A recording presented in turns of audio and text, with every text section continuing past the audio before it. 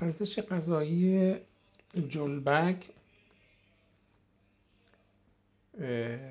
معمولا بیشتر بستاره، مثلا مثل آگار که در ساخت شیرینی ها که قبلا توضیح دادم که برای ایمنی بدن بسیار عالیه و دیگه نیاز به شکر نیست و به صورت حتی برای کیک ها و حالا ژله ای مواد غذایی مثل بستنی ها و برای پنیر و اینا که قطعا استفاده باید بشه ترجیحاً.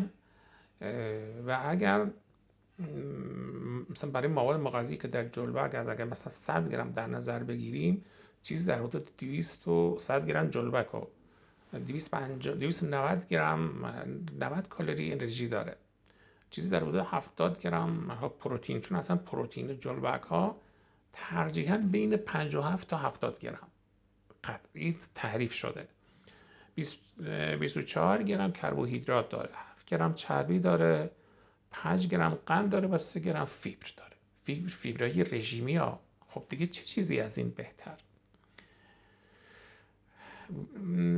و هر اون چیزی که در مورد ویتامین ها داریم، از ویتامین B1 B2 B3 B6 و B12 اصلا به اثبات رسیده. شما اگه به داروخونه مراجعه بکنید، تمام داروهایی که در جلبک ساخته شدن معمولا این ویتامین های B کامل دارن و حتی ویتامین های E و A و C و حتی ویتامین K از این برخوردارن.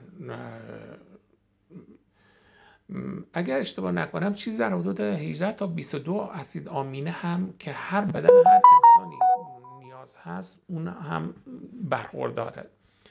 منابع خوب مواد مغذی که در ویتامین های آ هست که مثل کلسیم، مگنیزیم، آهن که روزانه ما اینا رو نیاز داریم که برای فواید و سلامتی خود ما انسان ها از این جلبک که در سیستم ایمنی بدن برای کاهش سطح کلسترولتون و